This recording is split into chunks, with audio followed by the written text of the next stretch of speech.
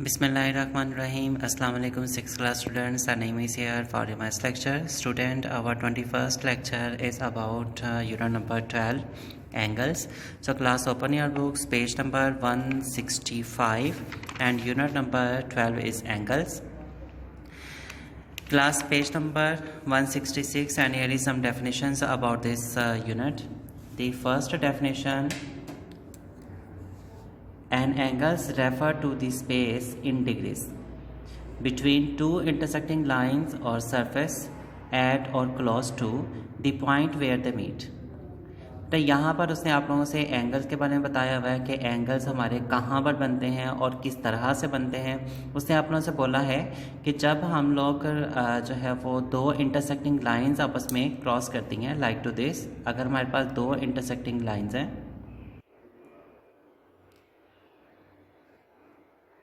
ठीक है, और दो इंटरसेक्टिंग जहाँ पर आपस में एक दूसरे को इंटरसेक्ट करेंगे या जहाँ पर एक दूसरे से मिलेंगी, वहाँ पर मिलने से उन दोनों लाइंस के बीच में जो स्पेस आएगी वहाँ पर बनेगा एंगल। ठीक है, ये उसने अपने से बोला, an angles refer to the space in degrees, जो डिग्रीज में रेफर होता है, बिटवीन टू इंटरसेक्टिंग लाइंस, दो इंटरसेक्टिंग लाइंस के बीच में, और सरफेस या space at the close to, जहाँ पर वो आपस में मिलती हैं। The point where the meet, जहाँ पर वो दोनों आपस में मिलती हैं वहाँ पर हमारे पास क्या बनता है, एंगल बनता है। तो आप लोगों ने इसे हाईलाइट कर लेना। Any other information about angles? The starting point of the rays is called the vertex of the angles and the two rays are known as the its arms. हमारे पास यहाँ देखिए बेटा दो इंटरसेक्टिंग लाइंस हैं और दोनों इंटरसेक्टिंग लाइंस के अंदर ये देखें, ये जो मेरे पास जहाँ पर दोनों इंटरसेक्टिंग लाइंस आपस में मिल रही हैं, इसे कहा जाता है वर्टेक्स। ठीक है, एक हमारे पास रे ये जा रही है और एक ये रे हमारे पास ये है। ठीक है, इन दोनों रेस के बीच में जहाँ पर ये दोनों रेस स्टार्ट हो रही हैं, उस स्टार्टिंग पॉइंट को हम लोग बोलते हैं वर्टेक्स। तो जहाँ पर वर्टेक्स होगा वहाँ पर एंगल होगा, तो जहाँ पर एंगल होगा वहाँ पर लाजमी वर्टेक्स होगा। ठीक है, उसके बाद उसने कहा कि ये जो दोनों रेस हैं इन्हें आर्म्स भी कहा जाता है। ये देखें ज़रा, the two rays are known as its arms. The angle is represented by the symbol this, angle का जो सिंबल है उसे इस तरह से रिप्रेजेंट किया जाता है। यहाँ तक आप लोगों ने इसे हाईलाइट कर लेना। Come on the next page 168 page number. Here is some important definitions about types of angles. The first angle is a right angle. Right angle means that ऐसा एंगल जिसमें एक एंगल जो 90 डिग्री का हो, like to this figure. ये देखें ज़रा, एक एंगल जो मेरे पास है वो 90 डिग्री का है, बिल्कुल स्ट्रेट है। A right angle is of 90 degree. The arms of a right angles are perpendicular to each other.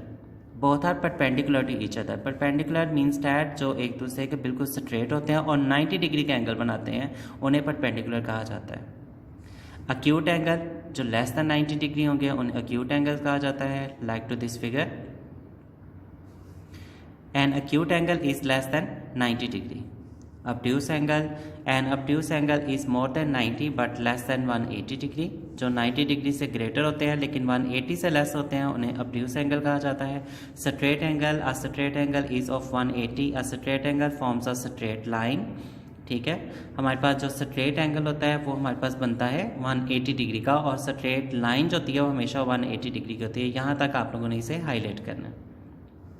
Reflex angle, a reflex angle is more than 180 but less than 360 degree. जो 180 से greater होता है लेकिन 360 से कम होता है, उसे हम लोग बोलते हैं reflex angle. Complete angle, complete angle means that कि complete circle, and circle measurement is 360 degree.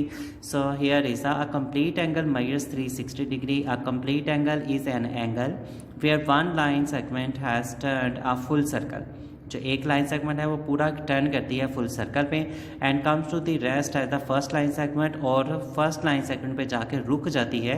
The two arms of the complete angles coincide, coincide means that जो एक दूसरे के बिल्कुल ऊपर आ जाते हैं एक ही डायरेक्शन में। ये देखें, और ये मेरे पास एक कंप्लीट सर्कल बन गया। It's a complete angle and complete angle measurement is 360 degree.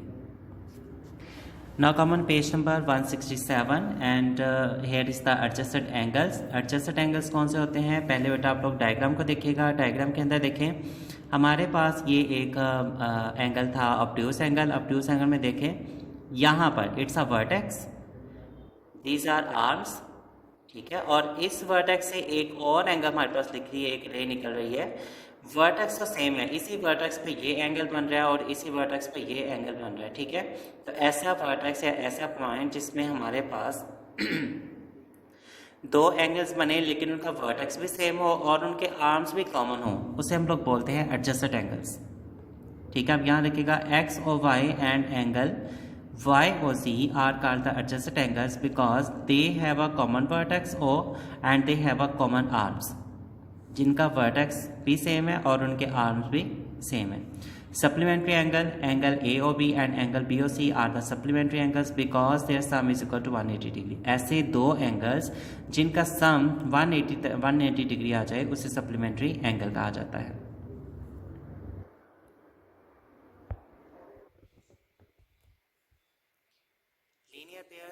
Two angles form a linear pair if they are both supplementary and adjacent। ऐसे दो एंगल्स जिन्हें लीनियर पेयर कहा जाता है वो दोनों सप्लीमेंट्री होने के साथ साथ एडजेसेंट भी होते हैं, ठीक है। मतलब उनके वर्टेक्स भी सेम होते हैं, उनके आर्म्स भी कॉमन होते हैं, लेकिन उनका सम जो होता है 180 डिग्री के इक्वल आ जाए उसे लीनियर पेयर कहा जाता है। Complementary angles, two angles are complementary if they are adjacent and their sum is of 90 degree. ऐसे एंगल्स जो जिन्हें कम्प्लीमेंट्री कहा जाता है वो एडजस्टेंट होने के साथ साथ उन दोनों एंगल्स का सम 90 डिग्री के इक्वल आ जाए उसे हम लोग कम्प्लीमेंट्री एंगल बोलते हैं। वर्टिकली ऑपोजिट एंगल, सबसे पहले हम लोग यहाँ पर इस फिगर को देखेंगे। बेटा टू इंटरसेक्टिंग लाइंस हमारे पास हैं, ये जो मेरे पास कॉमन है इसे बोलेंगे वर्टेक्स, ठीक है।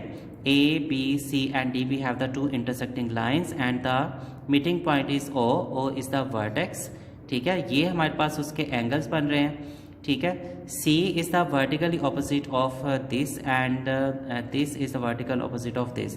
अगर हम लोग यहाँ पे काउंटिंग लिख लेते हैं 1 2 3 and 4 तो हम इसे इस तरह से कह सकते हैं 1 का ऑपोजिट 3 है और 4 का ऑपोजिट 2 है या 2 का ऑपोजिट 4 है, ठीक है। Both angles are the vertically opposite to each other.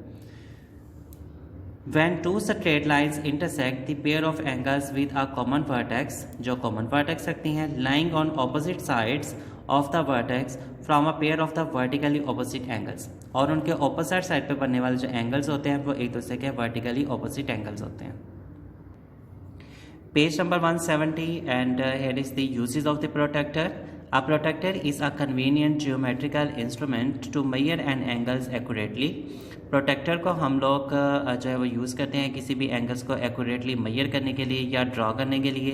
It has two scales ranking from 0 degree to 180 degree, running in clockwise and anti clockwise direction.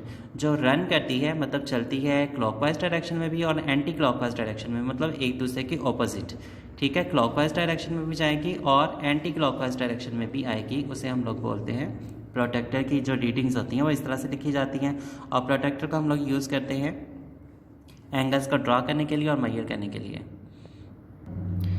Okay 6th class, बेटा do practice at home, underline this definitions and learn it carefully. Okay बेटा, अल्लाह हाफिज़, God bless you.